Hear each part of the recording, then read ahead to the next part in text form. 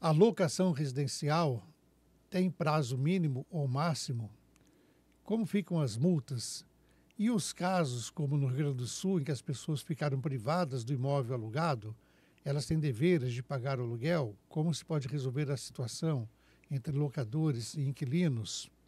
Quais são os direitos e deveres do locador e do inquilino na locação residencial pelas despesas do condomínio? Estas e outras perguntas vocês vão ter a resposta na nossa conversa com a doutora Amanda Rocha e o doutor Tiago Badaró. Vem com a gente. Olá, amigas e amigos, sou José Cavalcante, este é o podcast Doutor, por favor. E hoje vamos falar sobre aluguel residencial. Recebendo aqui novamente a doutora Amanda Rocha e o doutor Tiago Badaró. Olá, doutores, tudo bem? Olá, bom dia, boa tarde, boa noite para quem nos assiste. Saudações aí a quem está nos assistindo, um prazer estar aqui hoje com você. Muito obrigado pelo convite, José. Então, a doutora Amanda Rocha já é a terceira vez que está conosco, né? A primeira vez falou sobre condomínios e há 15 dias sobre locação comercial e hoje volta junto com o doutor Tiago para falar de locação residencial. Ele é formado em Direito, com pós-graduação em Direito Civil pelo Mackenzie, e o doutor Tiago Badaró é formado em Direito pela FMU e com pós-graduação em Direito Imobiliário e Processo Civil também, né?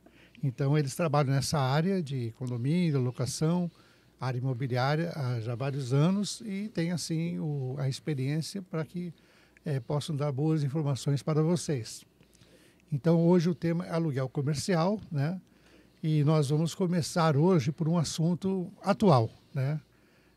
Todos sabem que a locação comercial é um contrato, mas nós temos uma situação no Brasil, né, vivida durante os últimos meses, né, de quase todo um estado em que há relações contratuais, né, de aluguel e que as pessoas ficaram sem poder ocupar os seus imóveis. Então, qual que é a pergunta?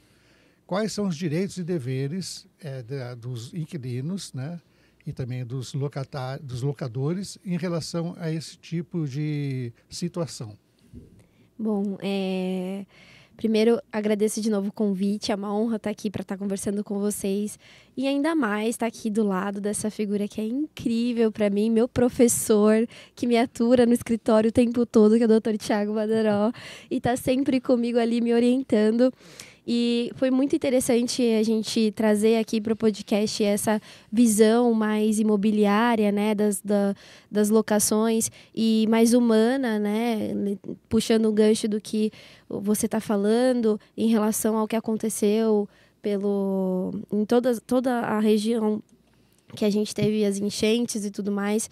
Então, assim, a gente, nesse ponto, eu acredito que a gente tem que deixar um pouco de lado só a questão jurídica, mas também pensar um pouco na questão mais humana e social, né, do nosso trabalho, a função de cada trabalho. E nesse aspecto eu passo a bola aqui para o nosso querido Dr. Tiago Badaró para falar um pouquinho mais e realmente compartilhar com a gente desse conhecimento aí que o doutor tem. E eu quero agradecer a doutora Amanda aqui, ó, não estava esperando por isso, brilhante advogada, puxa, grande amiga minha também. E ela que me atura, é isso. Eu que sou o chato. Um advogado... Gentileza não dela. Tem não, é polêmico o tempo todo, né? Exato. É difícil achar dois advogados que pensam a mesma coisa. Mas eu falo muito da doutora Amanda no escritório. Não se impressione por esse rosto novo. Ela é brilhante. Hoje ela tem tanta experiência quanto advogado que já tem um tempo de carreira. Então, ela engana muito bem, mas é muito sábia. Mas entrando no mérito da questão, né, do Rio Grande do Sul, e sempre quando a gente entra nesse tema, eu gosto de deixar o meu protesto de carinho e sororidade aos parceiros do Rio Grande do Sul, aos amigos gaúchos. Infelizmente foi um cenário de tristeza, lamentação. Está amenizando um pouco agora, mas ainda não acabou, né? Agora a gente vai sofrer os impactos de tudo isso que aconteceu. E quando a gente pensa em locação residencial, e já começamos com uma pergunta quente, né, José? Pergunta bacana. A gente tem que pensar que, tratando-se de contrato, minha família é família de comerciantes, tá? Eu sou o primeiro advogado da família. E como bom comerciante, negociar é o caminho mais seguro para que você tenha uma efetividade naquilo que você se propõe. O nosso ponto hoje a doutora Amanda bem colocou, nem sempre o direito vai dar a guarida para a gente naquilo que a gente precisa, principalmente em situações diferenciadas e inesperadas como o que aconteceu no Rio Grande do Sul. Então a empatia, a conversa, o diálogo, os acordos, me parecem que são caminhos bem-vindos para serem trilhados, para que a gente chegue num denominador comum. Hoje a gente pode ter pessoas que locaram casas ali e que não tem para onde ir, né? E por outro lado a gente tem locadores que têm aquele bem, às vezes como sua fonte de renda ou complemento de renda, e que se perde aquilo, ou se expulsa uma pessoa pelo inadimplemento, não considerando a situação que ela está vivendo ali, né? Acabou, perdeu, vai ter um gasto a mais. Então, compreender caso a caso, talvez a gente utilizar o judiciário mais como um conciliador e menos como uma oportunidade de resolver um litígio, mas conciliação. A doutora Amanda, que é especialista em conciliação e mediação, né, sabe falar muito bem dessa questão, mas hoje pensar no Estado mais como um conciliador do que como um mediador de litigâncias. E aí a conversa, a empatia, ser o objeto principal para a gente conseguir orientar essas pessoas a chegarem no denominador comum. Cada caso é um caso, não tem jeito. Que nos casos, se cada um for assim, buscar o seu direito, talvez dê prejuízo para os dois, Exato. né? A gente tem que tomar um pouquinho de cuidado realmente nessa briga por querer fazer valer tudo que está na legislação. A gente tem uma cultura no Brasil que é uma cultura da sentença. Então, às vezes, a gente acredita que só vamos estar satisfeitos quando o juiz der uma determinada sentença. E isso não acontece e é muito mais claro e visível quando a gente tem esses estados de calamidade, seja pela pandemia, como ocorreu, ou seja também o que aconteceu no desastre do Rio Grande do Sul. Então, é muito importante o que o Dr. Tiago está levantando. A gente precisa, sim, ter uma flexibilidade nas nossas negociações e entender que o nosso direito ele é relativo e ele se modifica a todo momento. Certo. Então, acho que a sugestão aqui, que é sábia, né, é que as pessoas procurem, nesse momento, a conciliação. Inclusive, a doutora Amanda ela trabalha como conciliadora, né? Sim. Instituto Imediate, né? Exatamente. Então ela já está assim dentro do espírito da conciliação, né? E é interessante assim, levantando já a questão que você está falando sobre a questão de locação, né? A gente está falando de pessoas que querem rescindir contratos, né? Por conta da situação atípica que elas estão vivendo. E a gente tem que colocar na balança o quê? A gente tem que colocar na balança até o momento que ocorreu o fato da enchente, né? O fato que a gente fala, vou usar o termo mais tributário, o fato gerador, né, da causa, que foi a enchente. Então, antes disso, existia uma movimentação comum e normal. Também não é justo a pessoa achar que ela não deve satisfações e obrigações monetárias para aquele locador, porque naquele momento tão difícil ela está passando por uma situação. Mas veja, antes disso, a vida se tocava normal. Então, é importante... Já houve alguns dias no mês em que o contrato estava em vigor, Exato. usando o imóvel também. Exato. Né? Então, a gente não pode tentar colocar tudo na conta do que aconteceu, né? É um equilíbrio. A palavra sempre estar em equilíbrio. Mas então, na prática, então, existe um direito aí do locador, daqueles dias que o imóvel pôde ser utilizado, né? Então, Sim. o contrato poderia ser executado normalmente. Uhum. Mas também, por outro lado, o inquilino ele fica em impossibilidade de cumprir porque ele ficou numa situação de flagelo, né? Isso. Então, acho que o ponto de equilíbrio seria eles conversarem e ver Exato. se pode ter uma redução, talvez, ou até uma pausa, né, no contrato, e dar um respiro, né? Que acho que todo mundo está precisando disso hoje, né? E pensar que nem sempre o locador é a pessoa que está bem financeiramente, né? Às vezes o objeto da locação é o único meio de recurso financeiro que aquela pessoa tem. Pode ser uma pessoa, às vezes, mais idosa, que já está afastada do trabalho, que não consegue outra fonte de renda, mas teve aquele bem que foi construído, às vezes, com esforço, com dureza, e é o que remunera ela. E, às vezes, por alguma impossibilidade do destino, questão de trabalho, locomoção, às vezes a pessoa aloca um imóvel para estar mais perto de um hospital, para estar mais perto do trabalho, compreender que o locador nem sempre é a pessoa que é o elo forte dessa relação e que às vezes ele também precisa do recurso, né? Então, vocês falaram muito bem, cada caso é um caso, a conversa é o melhor caminho para solucionar o problema. Então, fica aí o recado, né? Pessoal do Rio Grande do Sul, mais uma vez, a gente se solidariza com todos, né? E buscar sempre esse caminho do meio aí, do equilíbrio. E o momento é de empatia, né? Então, acreditamos que usando essa empatia e esse espírito solidário, as relações jurídicas vão se compor da melhor forma possível, né? Então, aqui, entrando agora no tema do dia a dia da locação, né? Que interessa para todos também, É uma dúvida muito comum. Muitas vezes se faz um contrato de locação e a pessoa diz que é dona de tal imóvel, mas ela não, na locação é obrigatório apresentar o título de propriedade? A pessoa que é o locador, ela tem que apresentar o título? Não é obrigatório, mas é importante apresentar. Até porque é interessante a gente saber quem que é o responsável por aquele imóvel. Não necessariamente, às vezes, José, a pessoa tem o imóvel com título de propriedade. Ela pode ainda estar num momento, por exemplo, de um inventário, em que ela é inventariante daquele imóvel e está aguardando a partilha, então não tem como ela ter aquele direito de propriedade iminente sobre o imóvel que está sendo locado, mas a locação precisa continuar, o contrato precisa continuar rodando.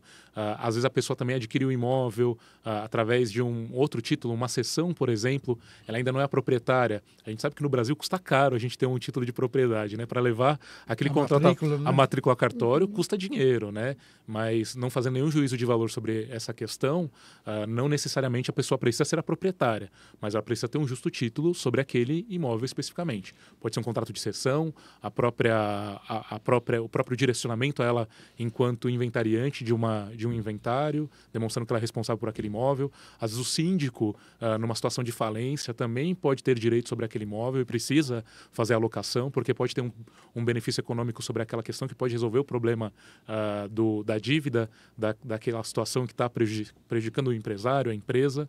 Pode ter um imóvel em nome da empresa, isso pode acontecer. Então, não necessariamente ser proprietário, mas é importante determinar que título está sendo gerida aquela propriedade. Um exemplo muito claro do que o doutor está trazendo são aqueles contratos, né? São as propriedades que são compradas financiadas, né, pela Caixa Econômica Federal, por exemplo.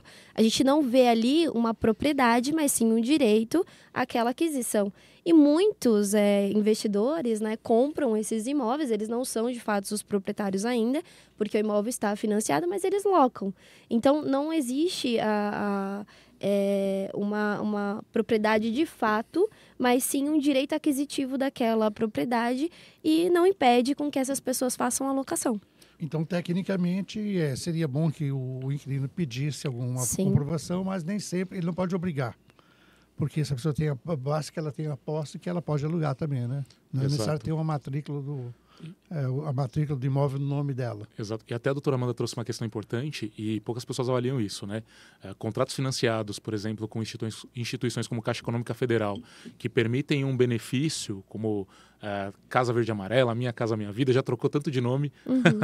Eu não sei quando o programa vai passar ou quando vão assistir, mas provavelmente quando assistirem no futuro vai ter um outro nome. Mas é um benefício econômico para aquisição imobiliária.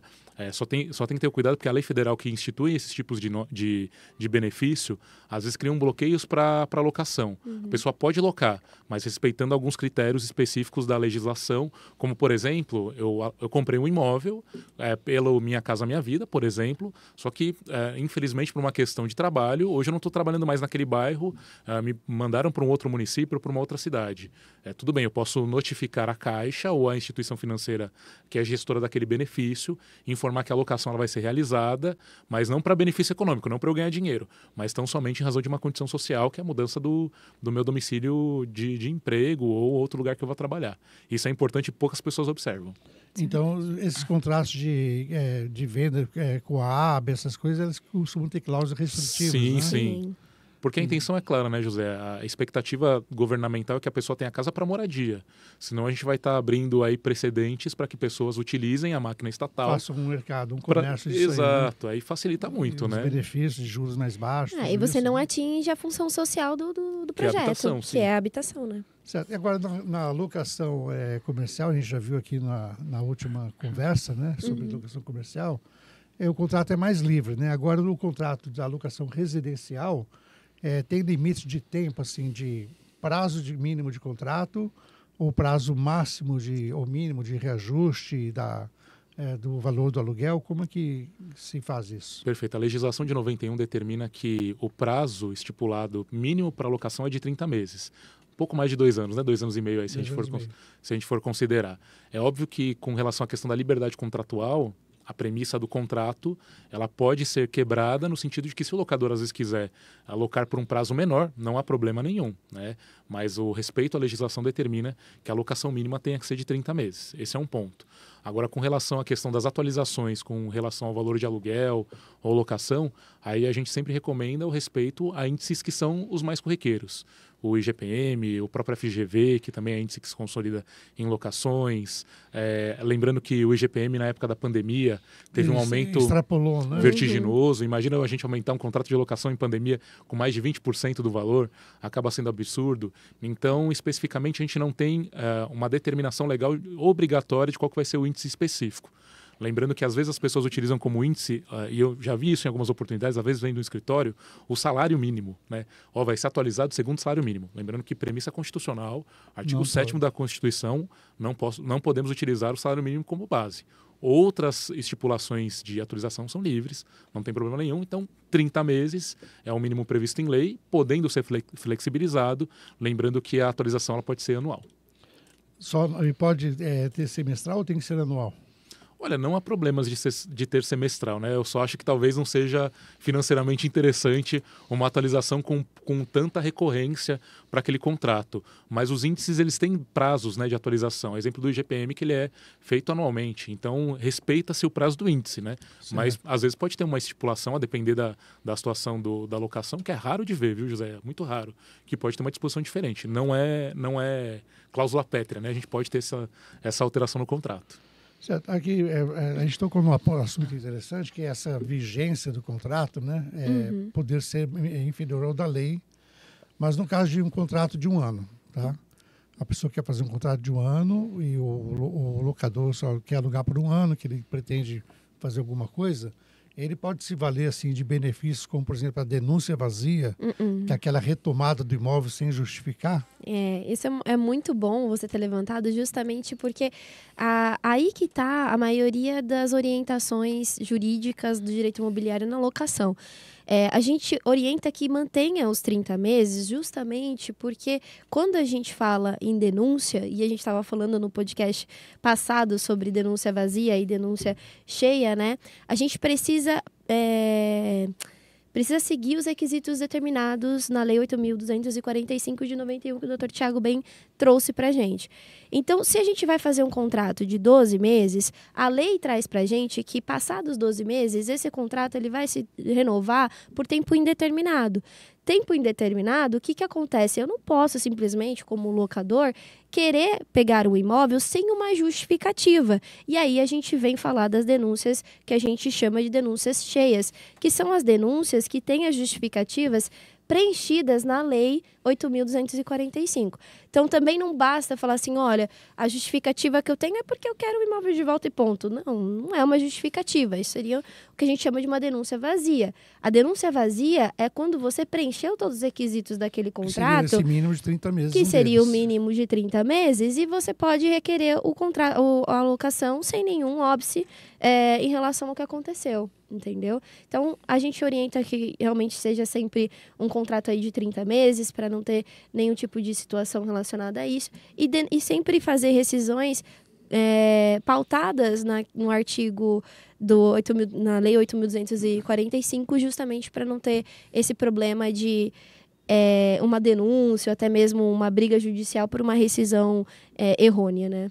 Mas trazendo até uma novidade para vocês, atualmente, esses contratos virtuais que estão sendo celebrados com aplicativos, não vou falar nomes porque não estão patrocinando o programa, José. Já começa aqui de patrocínio. Mas os famosos aí que se validam, por exemplo, de locações imobiliárias, não vou falar o nome como eu falei, mas têm realizado locações por prazo determinado de 12 meses. Não é uma infração à norma, né? E vai um pouco ao desencontro daquilo que a gente está recomendando. Não há problema nenhum, mas fica claro no contrato, com essa liberdade contratual, até por ser novidades de mercado, né? E o mercado acaba depois determinando qual que vai ser o caminho do direito. No Brasil tem essa situação interessante. Primeiro acontecem os fatos, apesar da gente sempre achar que a lei do inquilinato ela é uma lei que, apesar dos seus defeitos, das suas fragilidades, ela ainda é uma lei que comporta e ajuda o advogado a exercer um bom trabalho num contrato de locação.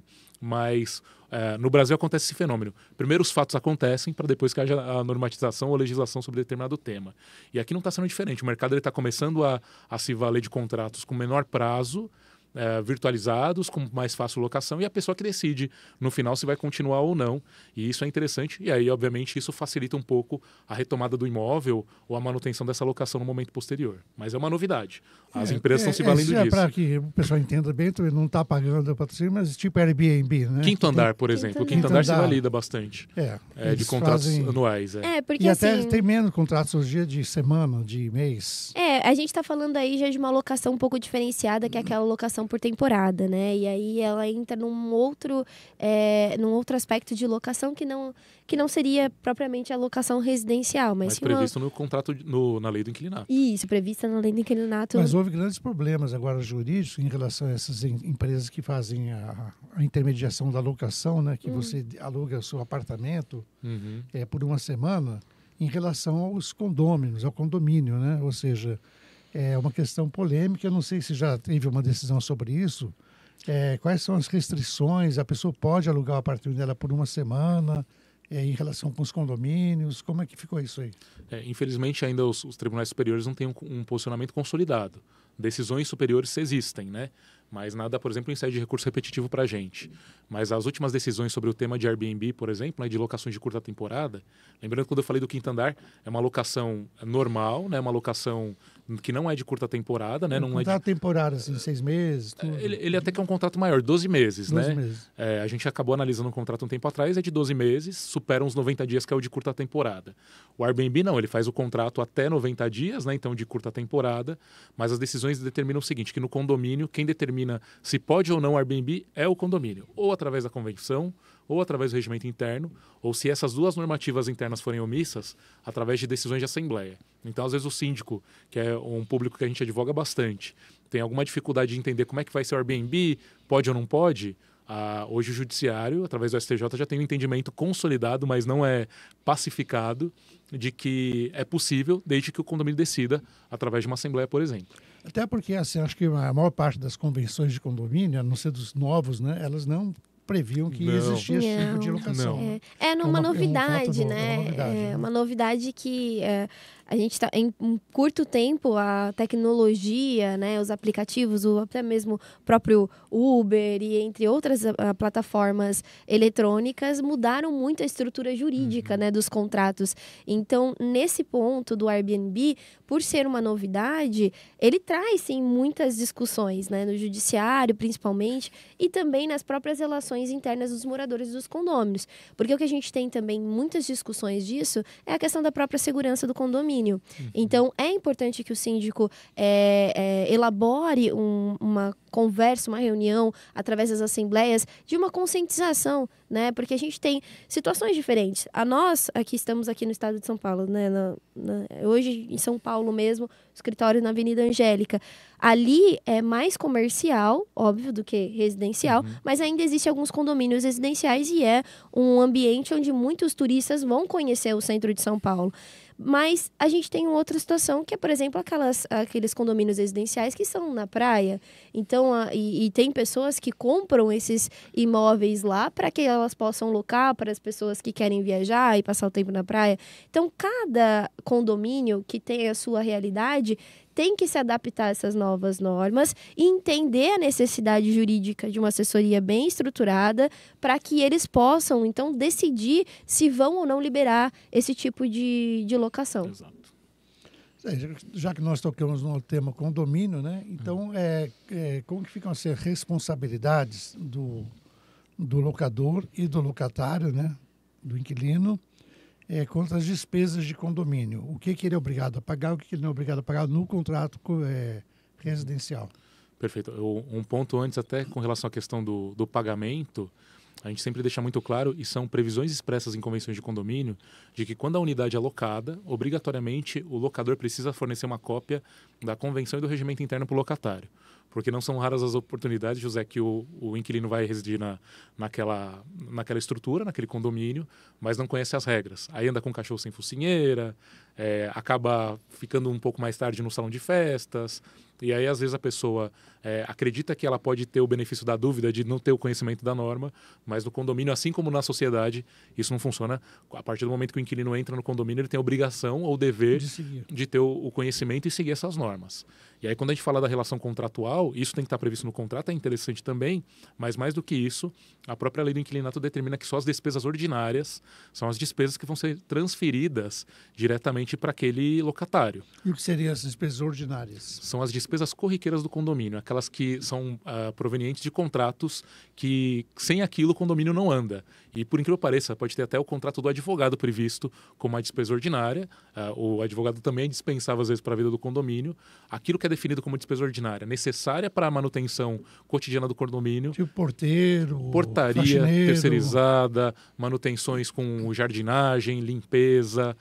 Às vezes a manutenção do elevador também pode ser considerada, ao passo que a gente também tem as despesas extraordinárias, que são aquelas que são, pelo próprio nome, né, extraordinárias, fogem do corriqueiro. Com um rateio, mais ou menos. Podem ser um rateio, mas lembrando que hoje, mercadologicamente falando, apesar da lei falar que só as despesas ordinárias compõem o valor da locação, né, podem compor, nos contratos não são raros as pessoas transferirem os encargos das despesas extraordinárias. Vira briga no judiciário depois, né? Mas aí eu faço aquela reflexão, né? Vamos pensar na parte prática. Às vezes eu não vou locar para você, e aí o José fala, olha, eu pago as despesas ordinárias, as extraordinárias eu não pago, mas eu tenho uma outra locatária aqui que está querendo pagar tudo. Tudo bem, aqui eu vou ter briga, eu prefiro passar para ela que vai me dar menos dor de cabeça, mas essa é uma realidade de mercado, né? Mas eu não viro aquele tipo do contrato leonino, que você é obrigado a aceitar naquela condição. Na verdade, nesse ponto que o Dr. Thiago está levantando, é mais uma questão de estratégia financeira, né? Porque assim, gente, o mercado, ele é cruel, né? Essa é a palavra. Não é fácil lidar. Não é fácil.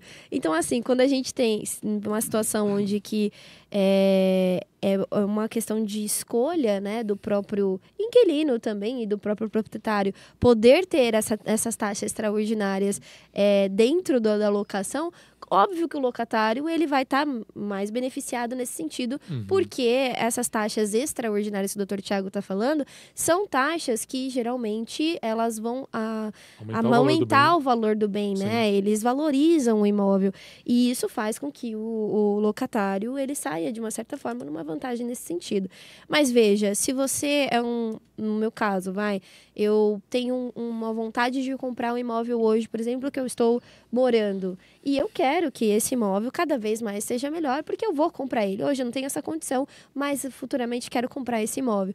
Então, para mim, pagar essas taxas extraordinárias, ainda que eu esteja locando o imóvel, é vantajoso. Então, assim, o contrato, ele é livre nesse sentido. Quiser vender para você. Né? Exatamente. Da preferência. Tem a preferência. Depende, né? A gente tem que respeitar a preferência em caso de venda. Né?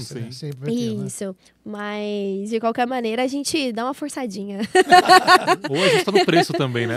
Se você vai gastar, mercado, eu jogo no valor de locação também. Jogando no preço de mercado, a preferência tem que ser respeitada. Né? Exato. Inquilino, né? Sempre tem, né? Exato. Tem que ser notificado com quanto tempo antes. Ou ele pode renunciar também a esse direito de preferência e é muito comum em contratos de locação ver essa renúncia. A pessoa assina o contrato, às vezes, sem a expectativa de comprar, né? Sim. E aí tem lá uma cláusula no contrato que está a partir desse instrumento, eu renuncio a qualquer direito de preferência sobre o imóvel. Né? A pessoa está assinando o contrato, tem que conhecer essa informação. Mas essa renúncia, ela tem sido aceita assim pelo judiciário? Tem sido aceita porque a gente entende que a disposição contratual é força de vontade. Renúncia é manifestação de vontade, né? A pessoa ela tem que, quando lê o contrato, ela precisa compreender o que está sendo colocado ali. Por isso que a gente sempre fala da importância do advogado, a importância do profissional que é experiente na área jurídica para tratar de locação. As pessoas assinam, às vezes, algumas coisas e falam, mas eu não li. Era sua obrigação ler. E hoje o judiciário já não mais suporta esse tipo de desculpa como fato superveniente. Não sabia. Olha, você viu o seu contrato, sabia quanto tinha que pagar de locação, sabe o valor de condomínio, sabe quais são as obrigações. Você não viu no contrato que tinha também uma renúncia de direito? Não vi. Sinto muito. Uma chefe minha, muito antiga, a doutora Vanessa, um beijo para ela, se estiver assistindo, falava, o direito não socorre a quem dorme. Né? Então, às vezes, li o contrato, não entendi, vamos contratar um profissional do direito para poder transcrever aquelas informações que não estão claras para mim. Mas hoje, desconhecimento de algumas cláusulas específicas, a gente não está falando de um contrato de adesão e nem um contrato que é privilegiado pelo Código de Defesa do Consumidor. A gente não tem um elo fraco. São partes iguais no contrato. Precisa saber. Eu ia fazer justamente essa pergunta, né? Que pelo CDC, um contrato com o consumidor, qualquer cláusula restritiva de direito, como uma renúncia, teria que estar em negrito e bem destacado, né? Então, no contrato de locação, em geral, não é necessário, porque é outra relação, né? Sim, é uma outra relação. Lembrando que no Brasil tem o princípio da especificidade, né? A gente tem que sempre tratar de forma específica o tema que é desenvolvido por aquela norma. O CDC é uma norma específica para relações comerciais, ao passo que nas locações fica aí a norma específica na lei do inquilinato. Eu só faço um gancho bem interessante para o nosso podcast também passado, que é em relação às locações comerciais. Aí a gente está, talvez, numa situação um pouco desigual. Mas é como a gente conversou da outra vez. Isso tem uma alteração, porque apesar de ser previsto na Lei 8.245 a locação não residencial, o contrato comercial, ele tem força, né? O Pacto Sunt Servanda, e ele faz lei entre as partes justamente porque ele tem uma série de especificações que não estão previstas só na lei do inquilinato. Por isso que a gente tem uma disparidade aí quando a gente fala de partes nesse tipo de locação. Agora, locação residencial, julgamos, né, que sejam sempre as partes igualitárias, tá? Aí, no caso de uma empresa que ela trabalha no mercado investindo em comprar imóveis para alugar, aí já mudaria a relação, que ela já seria um fornecedor, né? Seria interessante ter o reconhecimento desse tipo de postura junto ao judiciário, né? Porque a gente está falando de um contrato que é específico. Mas não vamos muito longe. Se a gente tem características de mercado, né, por que não trazer à baila aí o Código de CDC? Claro, sim. Que seria aplicável no caso. A empresa tem a expertise, aplica técnicas comerciais para fazer a locação. Tem um departamento jurídico. Tem um departamento jurídico. Aí a gente está num ponto onde eu consigo demonstrar fragilidade do lado do locatário. Exato. E a princípio de tudo, ela lucra, né, com isso. A função econômica dela é isso. Então, sim, acho que o direito ele é muito bom por causa disso, né? A gente nunca está amparado só em um lugar. A gente pode sempre buscar depende. Isso, tudo. A gente sempre pode buscar de alguma coisa. Depende. A gente está aqui, mas não, vamos aplicar Código de Defesa do Consumidor, vamos para Código Civil, vamos aplicar todas as leis possíveis, jurisprudência. Dizem que o direito não é uma ciência exata, mas não é uma coisa que é exata em direito, o depende. Depende. Se tem uma coisa que a gente pode dizer que com certeza sempre vai sair da boca de um advogado, depende. Melhor resposta impossível. É a única coisa exata. Melhor resposta impossível. Então, questão assim de multa, a gente já viu na última conversa sobre locação comercial, né, que as multas por atraso, até por uso indevido, elas são livres, porque é uma relação comercial. E no direito da locação residencial, como é que são as multas? Também existe essa liberdade com relação às multas, mas com a destaque de que a gente não pode ter multas que sejam objetivadas por um benefício econômico além da penalidade. Né? Lembrando que a multa ela tem o papel de penalizar para que a pessoa aprenda a não cometer mais aquela situação de inadimplência. Ao passo que, se a gente começa a criar multas que são exorbitantes, 30%, 40%, 50%, aí esse caráter pedagógico da multa, ele acaba saindo e entrando num caráter de talvez enriquecimento sem causa. Isso, exato. Então existe sim, aí às vezes o respeito só à questão, como a lei de usura, que tem aplicabilidade também à lei do inquilinato, tem que ser respeitado, de não ter multas que possam ser consideradas como o próprio crime de usura colocado. Existe uma liberdade sim na aplicação, mas com parcimônia. É interessante. Agora tem outra questão também, que a gente vê muito assim encontrar, quando se anuncia um imóvel, a imobiliária, elas pedem caução e fiador. Perfeito. Então, as garantias do contrato de locação. Então, quais elas são e elas podem ser exigidas assim cumulativamente?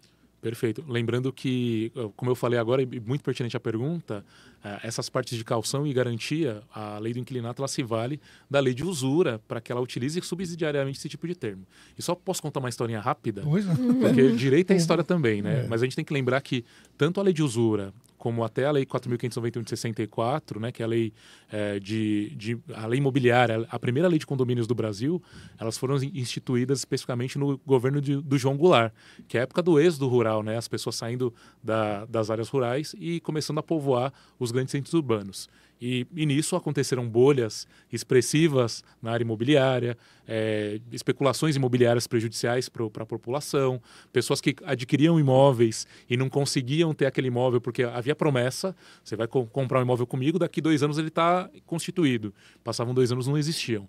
Então a Lei 4.591 de 64 ela veio nesse caminho para conseguir garantir que a pessoa que adquirisse um imóvel tivesse o patrimônio garantido ou a empresa responderia por perdas e danos.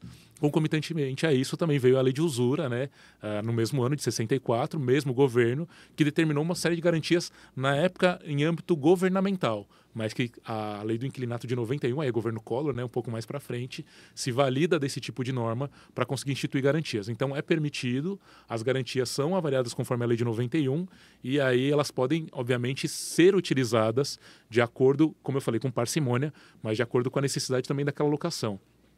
Hoje existem os contratos de seguro, né? A gente pode entrar, fazer um seguro-fiança, que é totalmente permissível.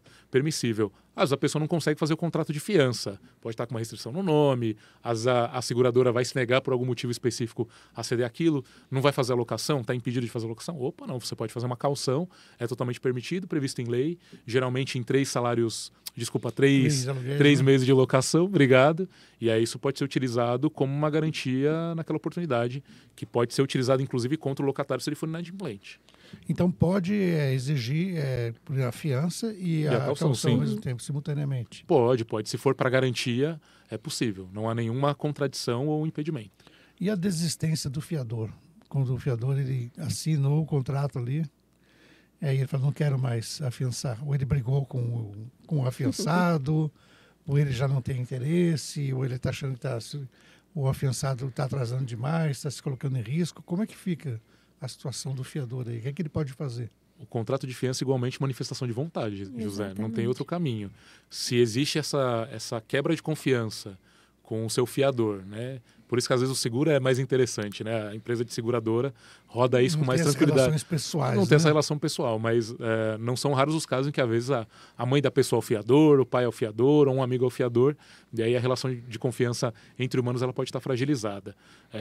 O mais sensato, até porque não tem uma previsão expressa na lei do inquilinato, é que isso seja comunicado efetivamente ao locador, né, ao dono do imóvel, e ele vai dar um prazo para que a garantia ela seja substituída. E se a pessoa, o inquilino não substituir? Aí, infelizmente, a gente tem uma oportunidade de rescisão desse contrato por justa causa.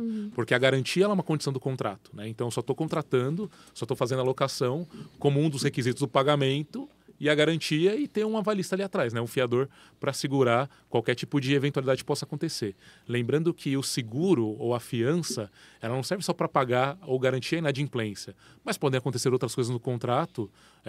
Às vezes a pessoa quebra um bem daquela propriedade, precisa ser ressarcido, não tem dinheiro, é o fiador que vai fazer isso. Às vezes tem algum problema específico, a pessoa vai lá colocar um suporte de TV, fura um cano, a pessoa não quer pagar, o fiador vai ter que pagar essa despesa. Então, não só para inadimplência, a fiança vai ser necessária, para outras situações também. Então, é de bom tom que haja comunicação, mas legalmente a gente está falando de uma quebra contratual. Se não tem a garantia, a rescisão do contrato. Então, no caso, houve a fiança vem de confiança, né? Então, exato. O fiador não tem mais confiança de que a pessoa vai pagar e o outro também, ele quer sair. Exato. Ele notificou o locador. Perfeito. Por quanto tempo ele permanece responsável por aquela fiança? Existe um prazo ou ele fica responsável até que o outro consiga um substituto? Especificamente, aí a gente tem algumas discussões com relação à jurisprudência no tocante ao prazo de manutenção de uma fiança. A gente sabe, por exemplo, aí vamos voltar ao mais corriqueiro, por exemplo, uma fiança bancária, né, especificamente falando, a partir do momento que você rescinde o contrato, a fiança ela se encerra. Ali naquele momento você não tem mais direito àquilo. De igual forma acontece com a fiança pessoal também. A partir do momento que você denuncia, não mais realiza a fiança, aquela manifestação de vontade de manter a confiança no suporte financeiro ao determinado contrato também se extingue. Aí o prazo, na verdade, ele é jogado ao locatário, que vai ter que trazer em determinado tempo hábil, antes da cessão dessa fiança, outro fiador para poder fazer o suporte. Então o caminho acontecer algum entreveiro, uma rusga entre fiador e locatário, olha, me parece que no próximo mês eu não vou contar com a fiança. O locador se manifesta, notificando ambos, falando, olha, entendi que até o fim do mês você sai e você, locatário, tem até o fim do mês para substituir automaticamente.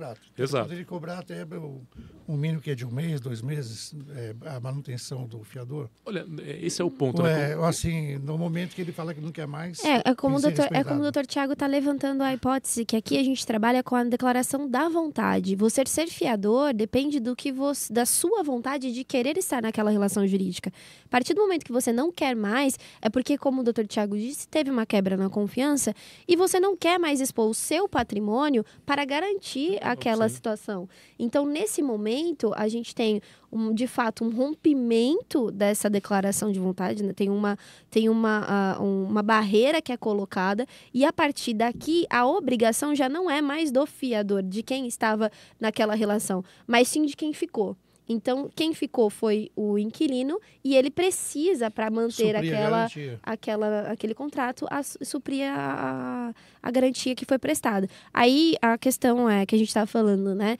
É possível, sim, fazer os dois, tanto da caução quanto da fiança, mas é interessante que, nessa notificação, o bom senso mantenha no sentido de você manter o contrato das mesmas formas como ele foi elaborado. Então, se a garantia é um fiador, que traga um outro fiador com o mesmo suporte e porte econômico daquele fiador que foi entregue. Porque a troca de fiador por um fiador que não garanta todo o suporte econômico que o outro deu, também acaba sendo uma quebra, exata, uma quebra, né? Isso, justamente porque não existe a garantia completa que originou aquela locação. E o próprio contrato pode prever um prazo de saída desse fiador e entrada de novo, né? Até porque isso tem a intenção de garantir o próprio contrato, né? E garantir a relação contratual. A manutenção do contrato. Exato. Né? Poxa, 30 dias, não quero mais ser fiador, comunico 30 dias, porque a relação contratual ela é triangular, né? Certo. A gente está com o proprietário, o locatário e o fiador.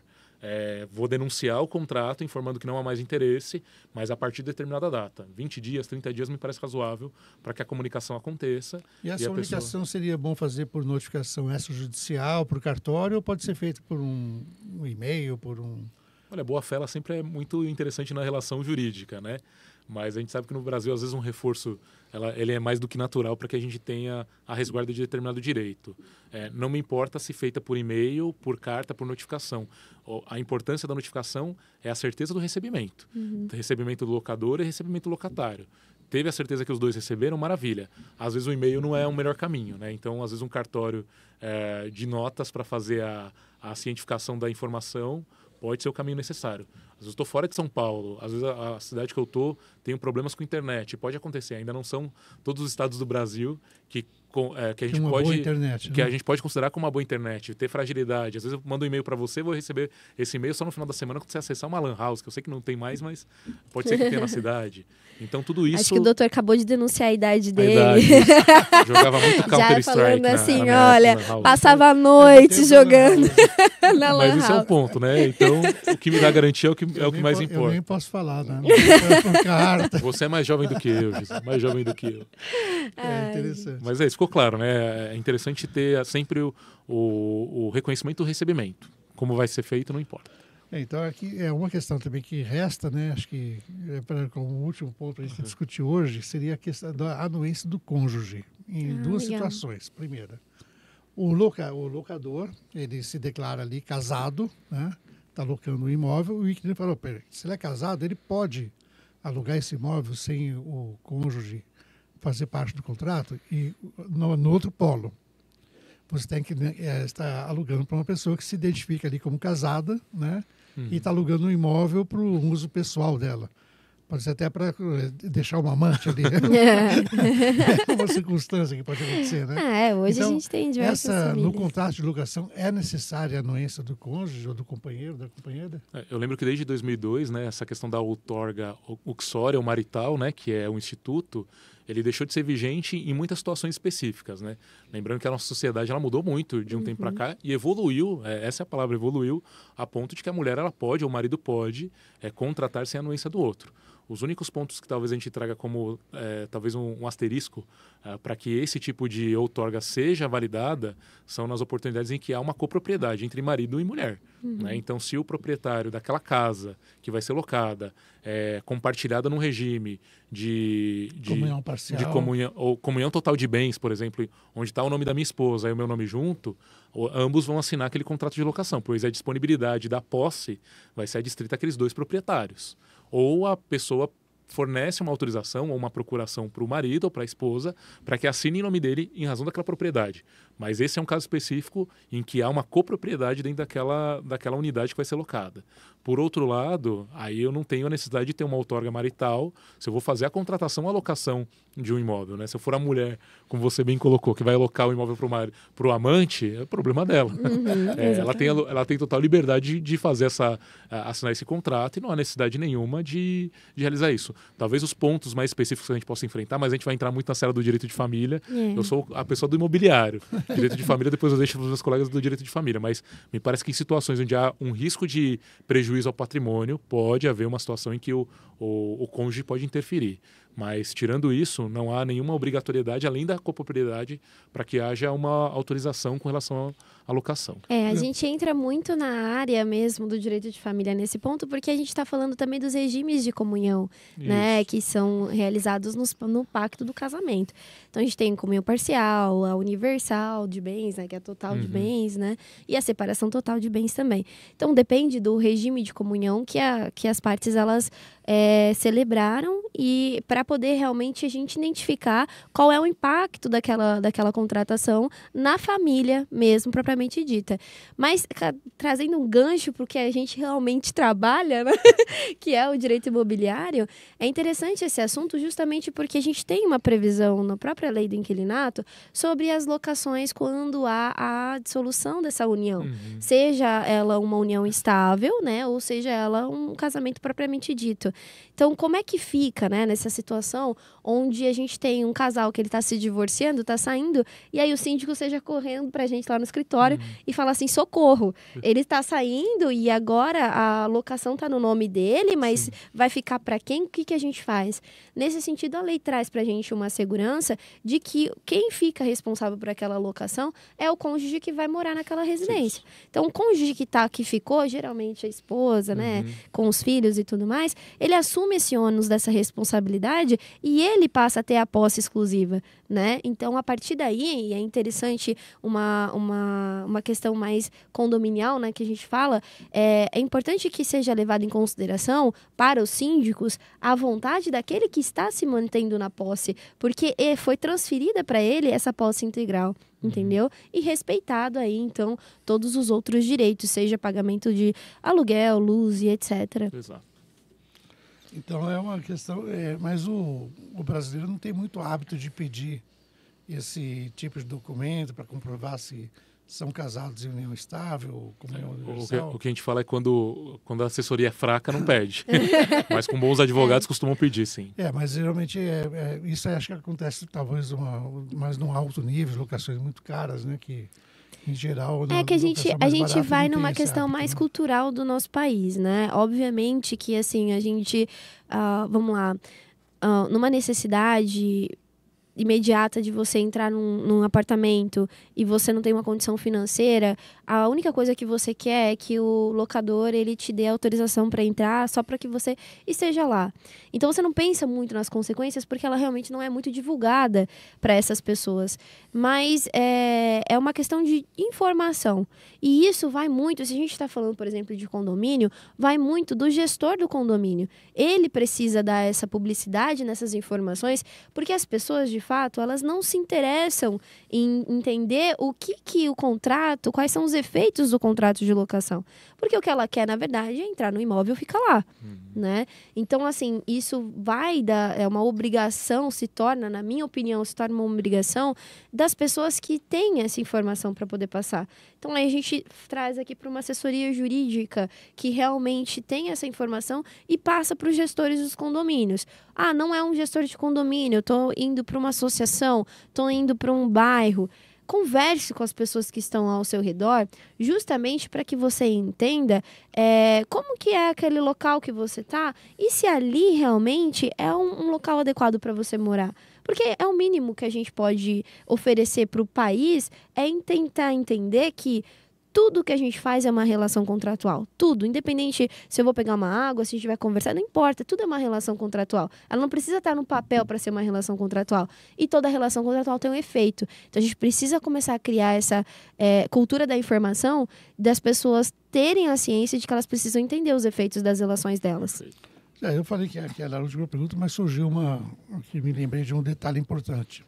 Você assinou o contrato de locação, você é inquilino e o dono do imóvel vende o imóvel. Como que fica o contrato nessa situação? Eu gosto de falar, vou dar um passinho para trás antes da resposta, né? Mas a gente tem que lembrar que a lei do inquilinato ela é dividida em duas partes, o direito material e o direito processual. E na parte do direito processual é possível que você tenha ações. A gente fala da palavra despejo, José, e o despejo é uma palavra feia, né?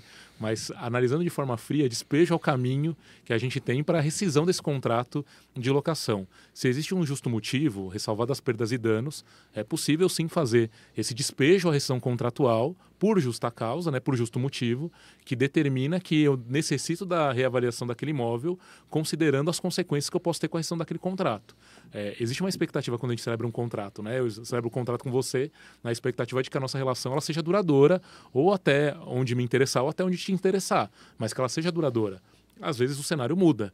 Precisamos rescindir esse contrato, denuncia-se esse contrato com relação à questão da necessidade de obter o imóvel de volta. Existe uma perda financeira, porque daí eu preciso pagar uma multa contratual pertinente ao período da alocação, principalmente se for uma alocação de 30 meses. Aí eu tenho a proporcionalidade equivalente daquele período, pago a multa então para o locatário, e aí aquela pessoa não fica desprotegida ou sem respaldo da saída dela do imóvel com um prazo específico de saída também. Exatamente. É importante também a gente entender que assim, toda rescisão contratual em que não envolva o término do prazo contratual estipulado entre as partes, ela precisa ser realmente fundamentada.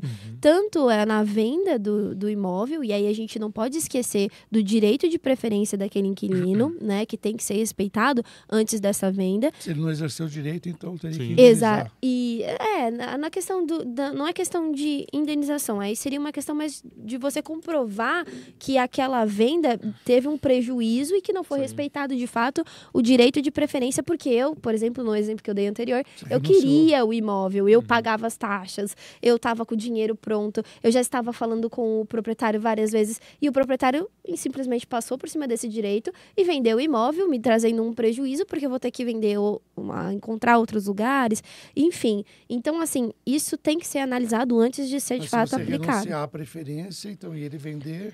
o contrato não terminou, ele teria que pagar. Aí ele é penalizado. Isso, aí ele é penalizado. Paga para o locatário. Isso, porque ele tá, exatamente, ele tá rescindindo o contrato sem uma...